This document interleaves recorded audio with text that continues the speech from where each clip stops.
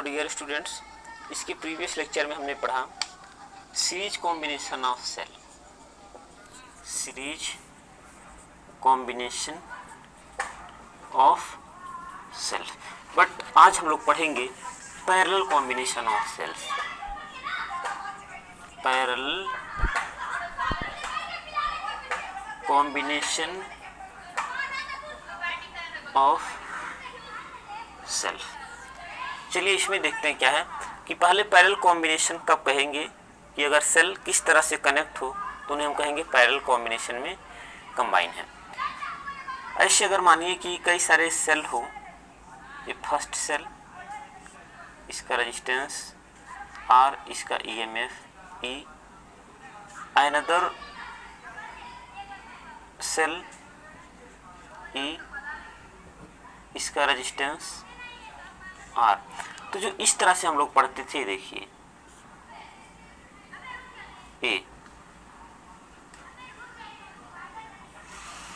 ए हमने पढ़ा था कि ये सीरीज कॉम्बिनेशन में है, इस फॉर्म में है सीरीज कॉम्बिनेशन में।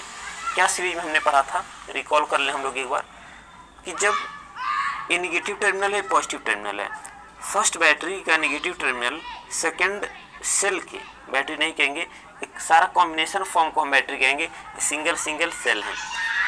फर्स्ट सेल का निगेटिव टर्मिनल सेकंड सेल के पॉजिटिव से, सेकंड का निगेटिव थर्ड के पॉजिटिव से, थर्ड का निगेटिव फोर्थ के पॉजिटिव से, इस तरह से कंबाइन होगा तो ये होगा सीरीज कॉम्बिनेशन। क्या होगा? Series combination. बट जब हम पैरेलल कॉम्बिनेशन पढ़ेंगे तो पैरेलल कॉम्बिनेशन में कंसीडर करिए कोई एक सेल ऐसे है, इसका इंटरनल रेजिस्टेंस R हो ऐसे, और ये किसी एक पॉइंट पर कनेक्ट हो ऐसे, इस तरह से। ये तो फर्स्ट सेल हुआ, कोई अनदर सेल इस तरह से,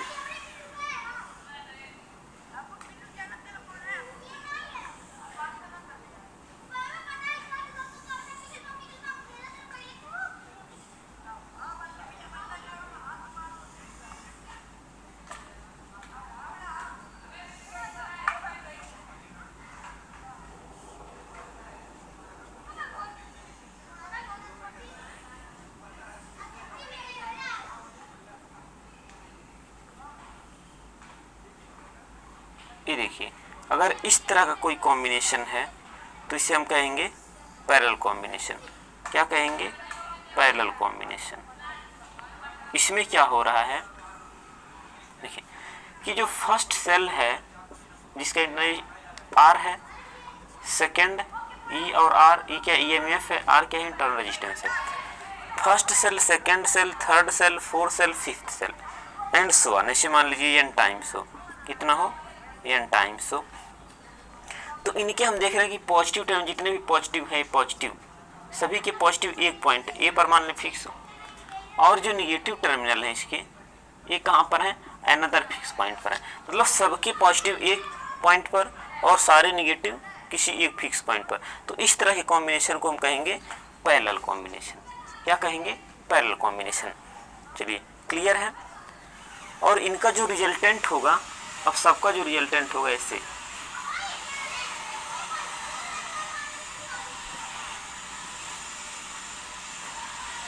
इस तरह से कुछ होगा, ये ई रह जाएगा, और जो इनका ये देखिए R है, क्योंकि पैरेलल फॉर्म में है तो इनका रिजल्टेंट हो जाएगा R/N। अगर इस सीरीज में होता तो NR होता, इतना होता NR, क्योंकि सीरीज के लिए जो RN का फॉर्मूला होता है R1 + R2 + R3 इस तरह होता है। पैरेलल में 1/R = 1/R1 + 1/R2 होता है। ठीक। और एक चीज़ और आप लोग पढ़े होंगे कि जब यही सेल सीरीज में कंबाइन थे, किस फॉर्म में कंबाइन थे? सीरीज में, तो इनका जो इक्विवेलेंट EMF होता था वो ऐड हो जाता था। बट पैरेलल में चाहे हम जितने टाइम्स, मतलब चाहे जितने सेल्स कनेक्ट हो कंबाइन फॉर्म में, जो एक का है वही अनदर का भी होगा। ठीक। मतलब टोटल का रिजल्टेंट भी कितना होगा? यही होगा। अब यहाँ पर अगर करंट इसमें I फ्लो हो रहा हो, कितना करंट फ्लो हो रहा हो? I, मतलब यहाँ पर I करंट फ्लो हो रहा है, किसमें? एक्सटर्नल रेजिस्टेंस है कैपिटल R, ये क्या है? एक्सटर्नल रेजिस्टेंस, एक R भी लगा है। इसमें करंट अगर इस सारे सेल के द्वारा, इस सारे सेल के द्वारा कुल करंट कितना फ्लो हो रहा है? I भी किसमें? इन एक्सटर्नल रेजिस्टेंस आर में। तो हमको यहाँ कैलकुलेट करना कि आई की वैल्यू कितनी होगी, और आई कम मैक्सिमम होगा और आई कम मिनिमम होगा। तो चलिए ये डायग्राम क्लियर है, इसको बना लेंगे आप लोग। अब इसको डिफाइन कैसे करेंगे, जैसे कि हम लोगों ने अभी यहाँ देखा क्या था, फिर से इसे जनरल फॉर्म में बना दें। इस तरह से था कि पॉजिटिव सारे एक प्लेस पर फिक्स थे, नेगेटिव सारे एक प्लेस पर फिक्स थे। ये आपका एक्सटर्नल रेजिस्टेंस था ए, ई ई ई आर आर आर। यहाँ पे क्या कहेंगे हम लोग कि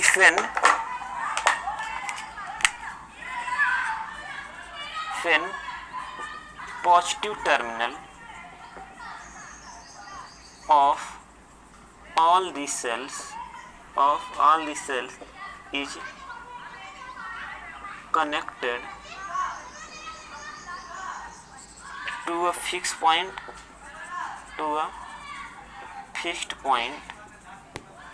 and all the negative terminal of the cell is connected at another fixed point,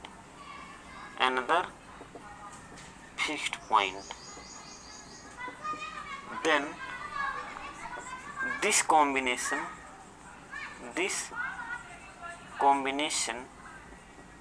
is known as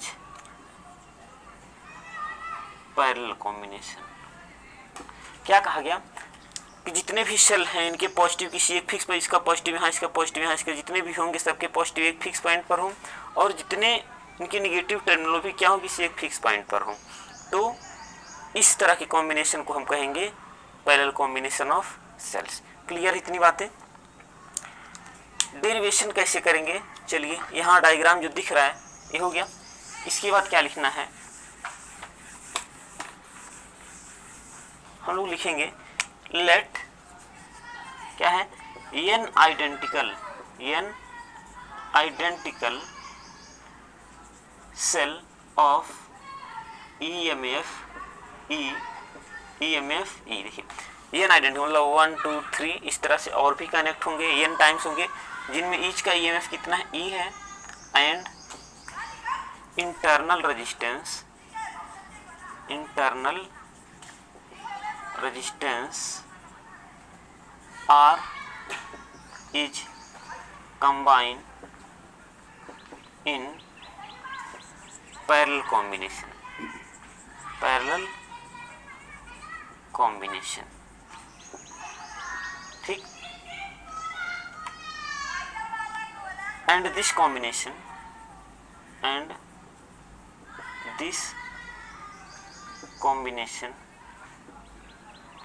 is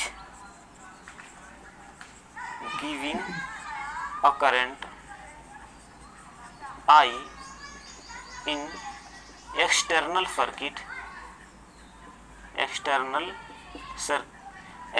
resistance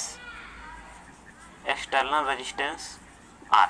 क्या कहा गया कि पैरेलल कॉम्बिनेशन में है जिसमें प्रत्येक का जो EMF E है उनकी इंटरनल रेजिस्टेंस स्मॉल r है, और ये सारे सेल मिल करके एक करंट I दे रहा है किसको, एक्सटर्नल रेजिस्टेंस R को। कौन सा current, capital I small I भी लिख सकते हैं, कोई प्रॉब्लम नहीं है इसमें। I in external resistance. अब यहाँ पे then equivalent EMF E net लिखें या इक्विवेलेंट लिखें, क्या हो जाएगा, E हो जाएगा। एक श्योर फिर से बता दें कि अगर यही सीरीज कॉम्बिनेशन में होता, किसी में होता सीरीज कॉम्बिनेशन में, तो E नेट जो है इक्विवेलेंट है E आता है, n टाइम्स यूज होता, तो यहाँ पे हम 100 टाइम्स भी करें तो भी क्या होगा, सब सेम होगा, उनका रिजल्टेंट कितना होगा, E ही होगा। इसमें कन्फ्यूजन नहीं होना चाहिए। सीरीज में होता तो जितने टाइम्स कनेक्ट होता मतलब n टाइम्स होता तो n नहीं होता, बट चूंकि ये पैरेलल में है तो यहाँ पर क्या लिखेंगे, E net equals to E। Clear. Equivalent internal resistance क्या होगा, 1/r equals to R net equals, ऐसे लेते हैं R equivalent equals to 1/r plus 1/r so on n times, कितना n टाइम्स, तो हो जाएगा n/r। और जो r इक्विवेलेंट होगा ये क्या हो जाएगा, r/n। कोई कंफ्यूजन नहीं, ठीक, ये हो गया। अब अगर यहाँ लिखा जाए नेट रेजिस्टेंस आर नेट, ये कितना होगा, देखिए इन सबों का मिला करके कितना हो गया, r/n, और ये इसके साथ सीरीज में कंबाइन है तो क्या हो जाएगा, r/n प्लस r, ये नेट रेजिस्टेंस हो गया। क्या हो गया, नेट रेजिस्टेंस। ये अब हमको क्या कैलकुलेट करना है, current flowing in the external resistance R, current flowing